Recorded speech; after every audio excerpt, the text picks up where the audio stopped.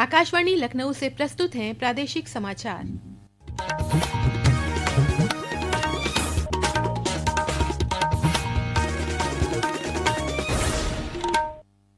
मुख्य समाचार। मुख्यमंत्री योगी आदित्यनाथ ने आज गोरखपुर में महंत अवैधनाथ सप्तम अखिल भारतीय प्राइज मनी पुरुष कबड्डी प्रतियोगिता में उत्कृष्ट प्रदर्शन करने वाले खिलाड़ियों को किया सम्मानित। कहा, राज्य में खेल सुविधाएं बढ़ाने के लिए युद्ध स्तर पर कार्य कर रही है सरकार। प्रदेश भर में विशेष गहन पुनरीक्षण SIR की प्रक्रिया तेजी से जारी। उप मुख्यमंत्री केशव प्रसाद मौर्य ने प्रयागराज में कहा, लोकतंत्र की मजबूती के लिए चल रहा है ये अभियान। काशी तमिल संगमम के चौथे संस्करण के तहत आज नमो घाट पर हुआ विशेष कार्यक्रमों का आयोजन। तमिलनाडु से आए दूसरे दल ने किए काशी विश्वनाथ के दर्शन।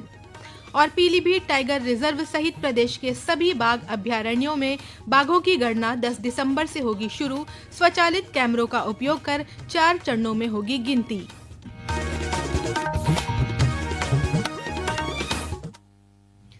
नमस्कार, प्रदेश के समाचारों के साथ मैं तनवीर फातिमा और अब समाचार विस्तार से।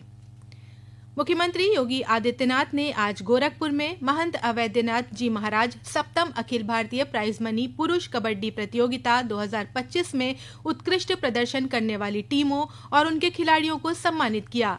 इस अवसर पर श्री योगी ने कहा कि पिछले 11 वर्षों के अंदर खेलों को लेकर देश में बदलाव आया है। सरकार के प्रयासों से खेल प्रतिभाएं अंतर्राष्ट्रीय मंचों पर बेहतरीन प्रदर्शन कर रही हैं। उन्होंने कहा कि प्रदेश सरकार ने निर्णय लिया है कि कोई खिलाड़ी अगर किसी प्रतियोगिता में जाता है तो उस दौरान उसे सर्विस का पार्ट माना जाएगा। उन्होंने कहा कि सरकार प्रदेश में खेल सुविधाएं बढ़ाने के लिए युद्ध स्तर पर कार्य कर रही है।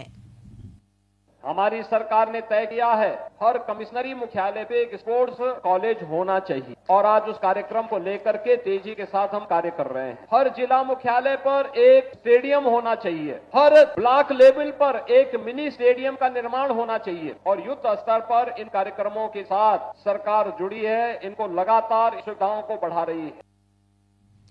मुख्यमंत्री ने 69वीं राष्ट्रीय विद्यालयी खेल प्रतियोगिता के अंतर्गत कुश्ती विजेताओं को पुरस्कार देकर सम्मानित किया। मुख्यमंत्री योगी आदित्यनाथ ने आज गोरखपुर में महाराणा प्रताप शिक्षा परिषद के संस्थापक सप्ताह समारोह का उद्घाटन किया। इस अवसर पर मुख्य अतिथि के रूप में उत्तर प्रदेश राज्य आपदा प्रबंधन प्राधिकरण के उपाध्यक्ष लेफ्टिनेंट जनरल योगेंद्र डीमरी शामिल हुए। उद्घाटन समारोह को संबोधित करते हुए मुख्यमंत्री ने कहा कि संस्कृति उन राष्ट्रीय मूल्यों से बनती है जिन्हें समय समय पर अलग अलग युगांतकारी घटनाओं ने संबल और शक्ति दी। पर्व में मतभेदों को समाप्त करके हम एक भारत श्रेष्ठ भारत की अभिव्यक्ति को प्रदर्शित करते हैं।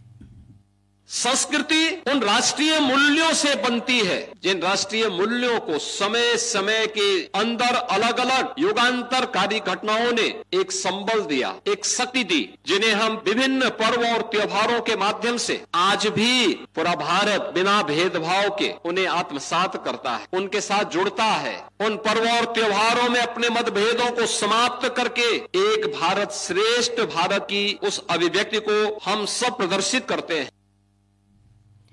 प्रदेश भर में विशेष गहन पुनरीक्षण SIR की प्रक्रिया तेजी से जारी है। SIR की अंतिम तारीख बढ़ाकर 11 दिसंबर कर दी गई है। उप मुख्यमंत्री ब्रजेश पाठक ने आज हाथरस में लोगों से संवाद कर SIR फॉर्म भरने की अपील की।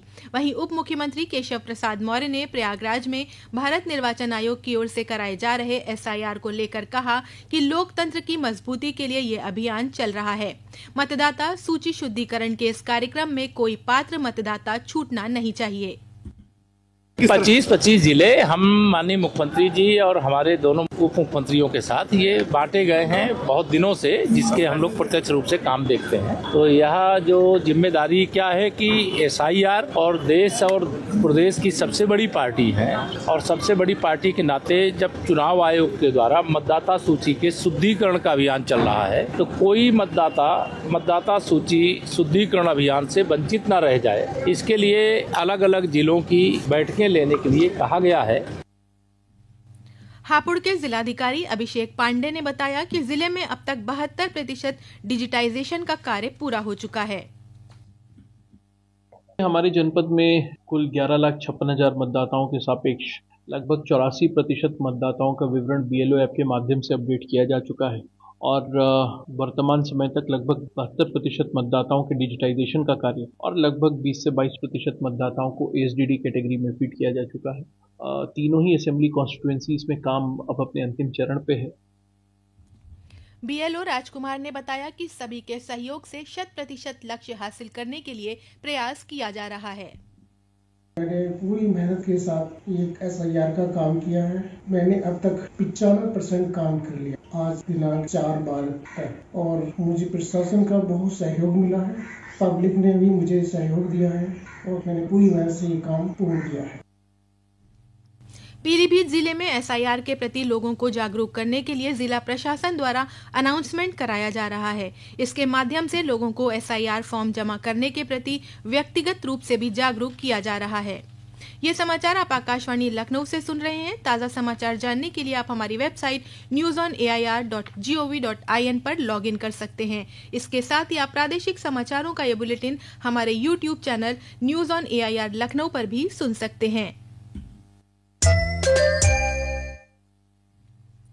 प्रदेश के कृषि मंत्री सूर्य प्रताप शाही ने किसानों से अपील की है कि वे अपने खेतों की मिट्टी का स्वास्थ्य सुनिश्चित करने के लिए नियमित रूप से मृदा जांच अवश्य कराएं। श्री शाही ने बताया कि कल विश्व मृदा दिवस के अवसर पर प्रदेश भर में मृदा स्वास्थ्य स्तर में सुधार लाने के विषय पर कृषक वैज्ञानिक संवाद एवं राज्य स्तरीय कृषक संगोष्ठी का आयोजन किया जा रहा है। प्रदेश के समाज कल्याण विभाग ने राष्ट्रीय वृद्धावस्था पेंशन योजना में सुधार करते हुए पेंशन भुगतान प्रक्रिया को और अधिक पारदर्शी व सरल बनाया है। इसके तहत पात्र वृद्धजन की पहचान और सत्यापन फैमिली आईडी एक परिवार एक पहचान प्रणाली के माध्यम से स्वतः किया जाएगा, जिससे पेंशन बिना देरी सीधे लाभार्थी के खाते में पहुंचेगी। इस संबंध में अपर मुख्य सचिव श्री एल वेंकटेश्वर लू ने सभी मंडलायुक्तों और जिलाधिकारियों को निर्देश दिया है कि फैमिली आईडी आधारित चिन्हीकरण और सत्यापन प्रक्रिया को संवेदनशीलता के साथ लागू किया जाए। वाराणसी में चल रहे काशी तमिल संगमम के चौथे संस्करण के तहत कई सांस्कृतिक कार्यक्रमों का आयोजन किया जा रहा है। इसी क्रम में आज नमो घाट पर नेशनल बुक ट्रस्ट द्वारा बच्चों के लिए ज्ञान, रचनात्मकता और मनोरंजन से परिपूर्ण विशेष गतिविधियों का आयोजन किया गया। क्रिएटिव पपेट थिएटर ट्रस्ट ने कठपुतली नाटक हिंद के सरदार के माध्यम से सरदार वल्लभ भाई पटेल की जीवनी को प्रदर्शित किया। इससे पहले तमिलनाडु से आए दूसरे दल ने आज काशी विश्वनाथ मंदिर में बाबा विश्वनाथ के दर्शन पूजन किए। पीलीभीत टाइगर रिजर्व सहित प्रदेश के सभी बाघ अभयारण्यों में बाघों की गणना 10 दिसंबर से शुरू हो रही है। पीलीभीत टाइगर रिजर्व के प्रभागीय वनाधिकारी मनीष सिंह ने बताया कि ट्रांजिट लाइन बनाने का काम आज से शुरू हो गया है। श्री सिंह ने कहा कि पूरे प्रदेश में मई 2026 के अंत तक टाइगर गणना पूरी हो जाएगी। उन्होंने बताया कि बाघ गणना 4 चरणों में होगी और ये स्वचालित कैमरों के माध्यम से कराई जाएगी।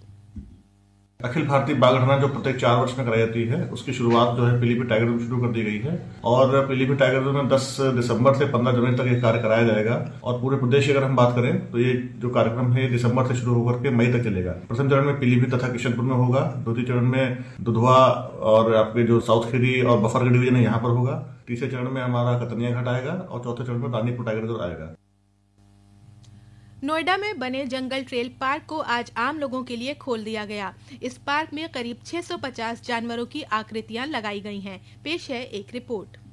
नोएडा के सेक्टर 55 में बने इस पार्क के अंदर कबाड़ से बने डायनासोर, गैंडा, मगरमच्छ, अजगर, बंदर की आकृतियां लगाई गई हैं। इसके साथ ही छोटी आकृतियों में सुंदर सुंदर चिड़ियां भी कबाड़ से बनाई गई हैं। पार्क की यह खासियत है कि बच्चे जिस भी जानवर के सामने जाएंगे उसकी आवाज सुनने को मिलेगी। बच्चों के लिए एम्यूजमेंट पार्क, बोटिंग के अलावा नाइट सफारी का भी इंतजाम है। पार्क के 2 हिस्सों को जोड़ने के लिए अंडरपास भी बनाया गया है। PPP मॉडल पर बने इस पार्क को बनाने में करीब 25 करोड़ रुपए की लागत आई है। विशाल धर दुबे, आकाशवाणी समाचार, गौतम बुद्ध नगर। और अंत में मुख्य समाचार एक बार फिर। मुख्यमंत्री योगी आदित्यनाथ ने आज गोरखपुर में महंत अवैधनाथ सप्तम अखिल भारतीय प्राइज मनी पुरुष कबड्डी प्रतियोगिता में उत्कृष्ट प्रदर्शन करने वाले खिलाड़ियों को किया सम्मानित। कहा, राज्य में खेल सुविधाएं बढ़ाने के लिए युद्ध स्तर पर कार्य कर रही है सरकार। प्रदेश भर में विशेष गहन पुनरीक्षण SIR की प्रक्रिया तेजी से जारी। उप मुख्यमंत्री केशव प्रसाद मौर्य ने प्रयागराज में कहा, लोकतंत्र की मजबूती के लिए चल रहा है ये अभियान। काशी तमिल संगमम के चौथे संस्करण के तहत आज नमो घाट पर हुआ विशेष कार्यक्रमों का आयोजन। तमिलनाडु से आए दूसरे दल ने किए काशी विश्वनाथ के दर्शन और पीलीभीत टाइगर रिजर्व सहित प्रदेश के सभी बाघ अभयारण्यों में बाघों की गणना 10 दिसंबर से होगी शुरू। स्वचालित कैमरों का उपयोग कर 4 चरणों में होगी गिनती। इसी के साथ प्रादेशिक समाचारों का ये बुलेटिन समाप्त हुआ। अगला बुलेटिन रात 8 बजे FM पर प्रसारित किया जाएगा।